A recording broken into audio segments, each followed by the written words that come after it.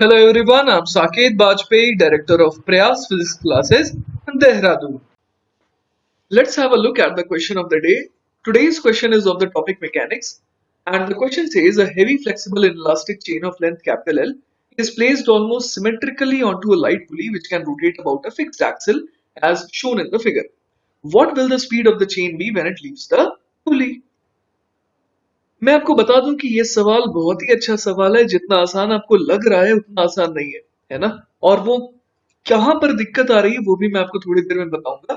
और उसके पहले मैं आपको एक ऐसी चीज सिखाना चाहता हूँ जिसका यूज हम लोग इस सवाल में करेंगे, है ना। तो right now I am going to show you that a chain या फिर आप कह लीजिए flexible rope moving at a uniform speed along a closed curve of any arbitrary shape continues moving in the same way even if no constraints जैसे कि पुली हो गया, cylinder हो गया, etcetera are placed on it.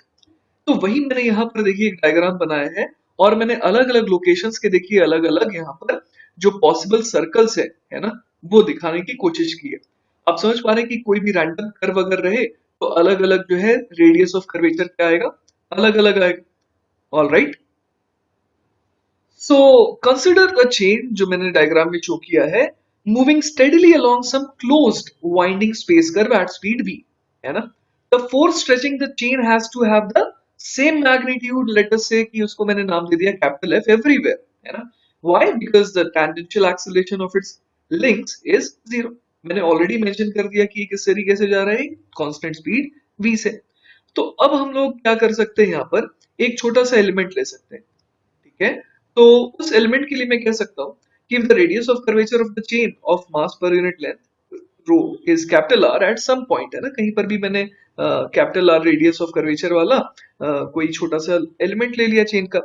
तो अगर मैं उसका फ्री बॉडी डायग्राम बनाऊं तो चलिए देखते हैं कि क्या आने वाला है। तो जैसा कि मैंने आपको कहा था, मैंने रो क्या ले लिया, मास पर यूनिट लेंथ, और किसी पर्टिकुलर लोकेशन पर मान लीजिए कि मैंने रेडियस ऑफ कर्वेचर मान लिया कैपिटल आर। तो वहां पर देखिए हम लोग ऐसा काम बहुत बार कर चुके हैं, क्या लिख देंगे, मास इसका जो कि कितना हो जाएगा, मास पर unit length multiplied by length into v square by r, है ना। ये जो छोटा सा मैंने एलिमेंट लिया डेल्टा अल्फा जो है वो बहुत छोटा है, ठीक है। तो अब यहाँ पर मैं क्या बोल सकता हूँ, ये जो M V square by R जैसा टर्म बन गया वो किसके बराबर होगा, ये दोनों जो एफ जो है जो डाउनवर्ड फोर्स प्रोवाइड कर रहे हैं, और ये कितना आ जाएगा, F sine delta alpha by to, क्योंकि यहाँ पर मुझे दिख रहा है कि ये जो एंगल है ये कितना हो जाएगा, ये बहुत छोटा एंगल है, और ये हो जाएगा 90 minus delta alpha by two. तो ये वाला कंपोनेंट कितना हो गया, F sine delta alpha by to. और ऐसे ही इसका भी जो नीचे वाला कंपोनेंट है वो कितना हो गया, F sine delta alpha by two. तो मिला करके ये कितना हो गया, two F sine delta alpha by two. तो चूंकि एंगल बहुत छोटा है तो sine of something is that angle itself.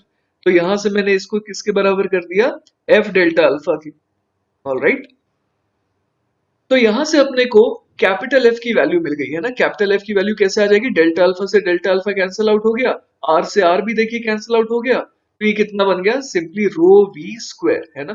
तो अपने को ये समझ में आ गया कि इस पर्टिकुलर केस में जो हर जगह जो टेंशन बिल्ड होगा वो किसके इंडिपेंडेंट आ रहा है, it is independent of the radius of curvature.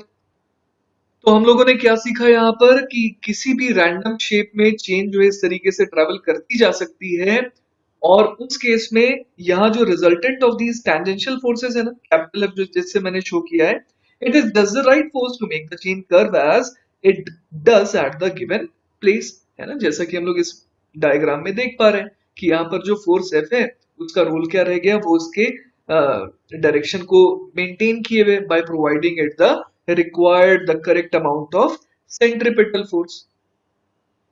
So here we can conclude by saying that जो हमारा चेन था, है ना, वो चेन जो है जिसकी मास पर यूनिट लेंथ हम लोगों ने कितनी मानी थी, रो, उसके पास एक इंटरनल टेंशन होता है ना, जो कि किस पर डिपेंड कर रहा है, उसकी स्पीड पर डिपेंड कर रहा है और मास पर यूनिट लेंथ पर डिपेंड कर रहा है। क्लियर है ये बात? तो मैं इस बात को यहाँ पर लिख देता हूं कि a flexible chain of rope of mass rho per unit length moving with speed v has an internal tension, है ना। ये क्या कहलाएगा यहाँ पर, इंटरनल टेंशन, और जिसकी वैल्यू कितनी आ रही है, F is equal to rho v square. तो हम लोग ये भी समझ पा रहे हैं कि अगर ये जो चेन है ना, ये किसी एक्सटर्नल बॉडी के कांटेक्ट में नहीं है ना, तो भी उसके अंदर ये इंटरनल टेंशन डेवलप हो रहा है ना। जैसा कि मैंने जो डायग्राम दिखाया था आपको ऊपर, उसमें ये जो बॉडी थी, ये किसी के भी कांटेक्ट में नहीं थी। ये बस इस तरीके से इस शेप को एक्वायर करके किसी स्पीड v से चलना चालू हो गई थी, और उसके बाद जो इसके अंदर जो इनबिल्ट टेंशन है, वो सफिशिएंट था इसको इस पर्टिकुलर शेप को मेंटेन करवाते हुए v स्पीड से दौड़ाने के लिए।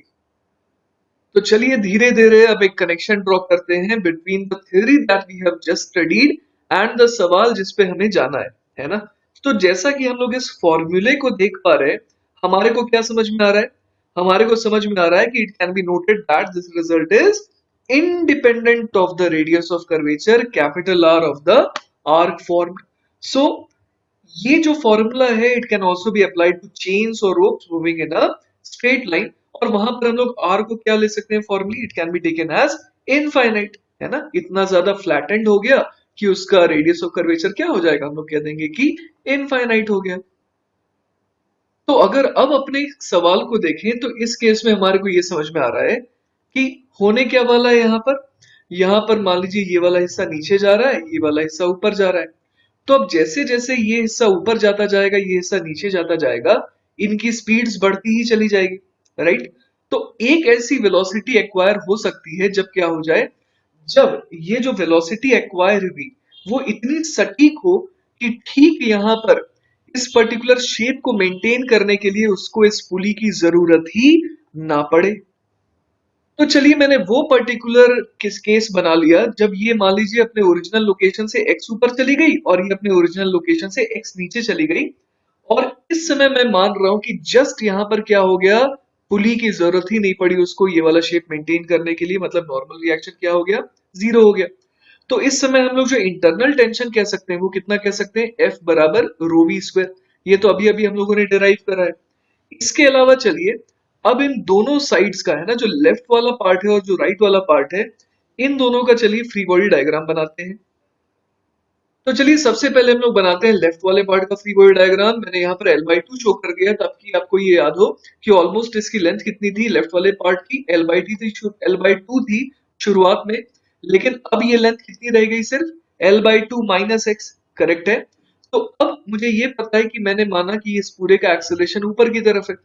तो अब जो इस रेड वाले पार्ट के अलावा जो बाकी का चेन है वो इस रेड वाले पोर्शन, जो लेफ्ट में जो रेड वाला पोर्शन मैंने बनाया है, जिसको मैंने इस ग्रीन कलर के एलिप्स के अंदर कैद करके दिखाने की कोशिश की है, उसके लिए बाकी चेन अब क्या हो गई, एक्सटर्नल एजेंट हो गई। तो यहां पर जो अब टेंशन लग रहा है इस पर, है ना, उसको अब मैं इंटरनल नहीं बल्कि एक्सटर्नल मानूंगा। तो ये वाले फोर्स को मान लीजिए मैंने जैसा एफ डिनोट किया है तो एफ से डिनोट कर रहा हूं। तो ऊपर लग रहा है इस ग्रीन वाले एलिप्स के अंदर कैद रेड वाले पोर्शन ऑफ द चेन का, जब मैंने फ्री बॉडी डायग्राम बनाया तो उस पर ऊपर एफ फोर्स लग रहा है। उसके अलावा नीचे कितना फोर्स लगेगा, नीचे लगेगा इसका mg। तो मास कितना हो जाएगा, मास पर यूनिट लेंथ मैंने मानी थी रो, इसको मल्टीप्लाई किससे कर दें, L/2 माइनस एक्स, और इसको g से मल्टीप्लाई कर देंगे तो ये एक तरीके से mg बन गया, करेक्ट है। तो मैं पहली इक्वेशन तो लिख चुका हूं, अब दूसरी इक्वेशन क्या लिखूंगा, f minus rho L/2 minus x into g. ये तो नेट फोर्स हो गया, ये किसके बराबर हो जाएगा, मास इंटू एक्सेलरेशन। तो ये मेरी इक्वेशन नंबर 2 आ गई। अब इसी तरीके से अगर मैं इस दूसरे वाले पोर्शन की बात करूं, है ना, तो इसके लिए मैं क्या बोल सकता हूं, इसके लिए अब ये वाला जो फोर्स है ना, जो रिमेनिंग चेन लगा रही है इस पॉइंट पर, वो तो ऊपर की तरफ होगा, तो उसे मैं ऊपर की तरफ F कह देता हूं, और नीचे की तरफ क्या लगेगा, इसका वेट लगेगा। लेकिन इस बार इसका एक्सेलरेशन नीचे की तरफ आएगा ना, लेफ्ट वाला अगर ऊपर जा रहा है तो राइट वाला नीचे होगा, जैसा एटवुड मशीन में होता था।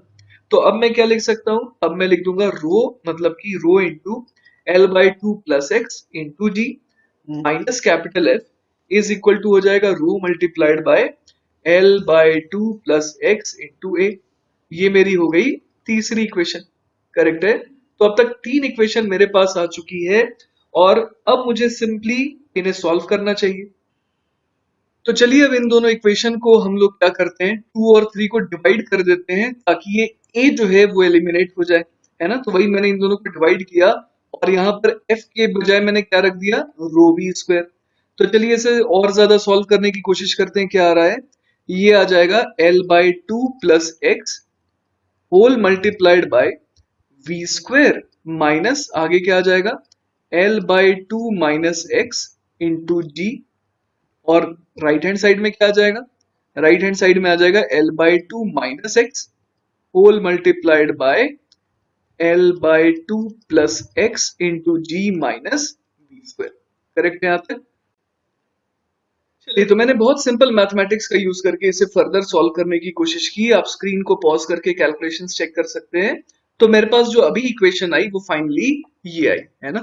ये जो इक्वेशन आई उसे मैंने नाम दे दिया इक्वेशन नंबर 4। अब मुझे निकालना क्या था फाइनली, मुझे निकालना था v, राइट। मुझे v निकालना था, तो मुझे x और v में एक और रिलेशन चाहिए। अब आप सोचिए कि ये इक्वेशन हम लोग कहां से ला सकते हैं। तो उस इक्वेशन को हासिल करने के लिए अपने को ये इनिशियल डायग्राम देखना चाहिए ना। जो शुरुआती डायग्राम था, उस डायग्राम से जो ये वाली सिचुएशन है जिसमें ये x ऊपर गया और राइट वाला जो लिंक है वो x नीचे गया, इस मोमेंट पर हम लोग एनर्जी कंजर्वेशन भी लगा सकते हैं, राइट। तो अगर मैं एनर्जी कंजर्वेशन लगाऊं तो मैं ये कह सकता हूं कि जो भी लॉस इन पोटेंशियल एनर्जी आया है वो किस फॉर्म में रिफ्लेक्ट करेगा, it will be reflected as gain in kinetic energy. तो यहां पर अगर मुझे लॉस इन पोटेंशियल एनर्जी निकालना है तो आप ऐसे सोचिए कि ये वाला जो हिस्सा है ये पहले यहां पर था और यहां से उठ करके ऐसा फील हो रहा है कि यहां पर आ गया, राइट। तो मैं देख पा रहा हूं कि पहले जो हिस्सा यहां पर था उसका सेंटर ऑफ मास कितना ऊपर था, उसका centre of mass x by two ऊपर था। और अब उसका सेंटर ऑफ मास कहां चला गया, उसका सेंटर ऑफ मास चला गया x बाय टू नीचे। तो बेसिकली जो हिस्सा यहां से यहां शिफ्ट हुआ है उसके सेंटर ऑफ मास में कितने का चेंज आया, मतलब कितने हाइट से वो नीचे गया है, वो है x by two plus x by two मतलब x, है ना। तो टोटल जो shift in centre of mass आया है या जो dip in centre of mass आया है वो आया है x का। तो हम लोग लिख सकते हैं कि मास कितना है इस छोटे से पोर्शन का, मास हो जाएगा रो मल्टीप्लाइड बाय x, क्योंकि ये पूरी की पूरी लेंथ तो x थी जो कि यहां से उठ करके यहां आ गई। तो रो इंटू एक्स ये तो मास हो गया, इसको g से मल्टीप्लाई कर देंगे और displacement in the centre of मास जो कि x आ रहा है उससे मल्टीप्लाई कर देंगे तो ये क्या आ जाएगा, लॉस इन पोटेंशियल एनर्जी। और यही क्या होना चाहिए, गेन इन काइनेटिक एनर्जी। तो मैं क्या लिख दूंगा, हाफ रो इंटू एल, ये क्या हो गया, total mass of the chain into v square. तो मेरे पास एक इक्वेशन और कौन सी आ गई, मेरे पास आ गई equation rho x square g is equal to rho L v square by two, जिससे रो से रो कैंसिल आउट होता हुआ मुझे दिख रहा है और मुझे साफ दिख रहा है कि एक्स स्क्वायर जी की वैल्यू कितनी आ गई, L v square by two. तो यहां से मैं एक्स स्क्वायर जी की वैल्यू को उठा करके L v square by to रख देता हूं। तो जैसा कि मैंने कहा मैं एक्स स्क्वायर जी की वैल्यू क्या भरने वाला हूँ, L v square by two. तो ये इक्वेशन किस में कन्वर्ट हो जाएगी, आइए देखते हैं। एल वी स्क्वायर बराबर L square g by two minus two times x square g हो गया L v square by two. तो टू से टू कैंसिल आउट हो गया, राइट। अब फर्दर अगर सॉल्व करें तो एक एल भी देखिए कैंसिल आउट हो रहा है हर जगह से। तो वी स्क्वायर और इधर आ जाएगा वी स्क्वायर, तो टू वी स्क्वायर बराबर कितना आ गया, एल जी बाई टू। मतलब कि वी स्क्वायर कितना आ गया, एल जी बाय फोर। और मुझे साफ दिख रहा है अब कि v बराबर कितना आ जाएगा, under root of L g by two. Correct है यहां तक। और यहां पर एक और इंटरेस्टिंग चीज हम लोग देख पा रहे हैं कि एक्स स्क्वायर जी को, जैसा मैंने कहा था, एक्स स्क्वायर जी को मैं L v square by to कह सकता हूं। तो यहां से देखिए एक्स स्क्वायर बराबर कितना आ जाएगा, एक्स स्क्वायर आ जाएगा L v square upon two g और L by two g multiplied by v square की value L g by four आई थी, तो यहाँ पर मैं एल जी बाय फोर लिख देता हूँ। तो यहाँ से ये क्या हो गया, जी से जी कैंसिल आउट हो गया और ये कितना आ गया मेरे पास, एक्स स्क्वायर आ गया L square by this is eight, right. तो मेरे पास x की जो वैल्यू आई वो कितनी आई, वो आई L upon two root two. Clear है। तो जो लोग शुरुआत में इस सवाल को अटेम्प्ट कर रहे होंगे उनको लगा होगा कि सिंपली क्या होना चाहिए, सिंपली ये जो हिस्सा है ना, जो पहले यहां पर था, ये उठ करके जब यहां पर आ जाएगा तब हम लोग कह देंगे कि अब ये पूरी की पूरी चेन वर्टिकल हो गई और इसने इस पुली के कांटेक्ट को छोड़ दिया। लेकिन ऐसा नहीं है, ये सिर्फ कितना ऊपर चली जाए तो ही ये इस कॉन्टैक्ट को छोड़ देगी, वो है L/2√2, ना कि L/2। क्लियर है ये बात? एक और बात मैं आपको रिमाइंड करा दूं कि जो हमने F बराबर रो वी स्क्वायर का जो कैलकुलेशन करा था, वो जब हम लोगों ने करा था तो मैंने आपको कहा था कि यहाँ पर V क्या है? V जो है स्पीड है जो कि कांस्टेंट है। लेकिन इसका इस्तेमाल हम लोगों ने इस सवाल में कैसे किया जब पूरा का पूरा चेन जो है उसकी लेंथ लगा उसकी स्पीड जो है लगातार चेंज हो रही थी। तो वो इसलिए मैं कर पाया क्योंकि जो सिचुएशन है वो ऐसी थी कि मैंने ये समझा कि अगर किसी चेन में किसी पर्टिकुलर मोमेंट पर स्पीड v है तो उसके अंदर टेंशन इतना डेवलप होगा। वो अलग बात है कि अगले इंस्टेंट पर अगर स्पीड चेंज हो जाएगी तो फिर एफ भी चेंज हो जाएगी। समझ रहे हैं? लेकिन किसी मोमेंट पर अगर स्पीड v है तो मैं ये जरूर कह सकता हूं कि उस समय उस पर्टिकुलर एटलीस्ट इंस्टेंट पर जो चेन के अंदर जो इंटरनल टेंशन है वो कितना होगा? Rho into v square. Alright, तो आई होप कि आपको ये सवाल पसंद आया होगा और ऐसे ही कुछ अच्छे सवालों को हम लोग डील करते रहेंगे हर दिन। So we'll meet again tomorrow with a different question of the day, and if you have not subscribed to our channel please do that, and till then keep practicing. Bye bye.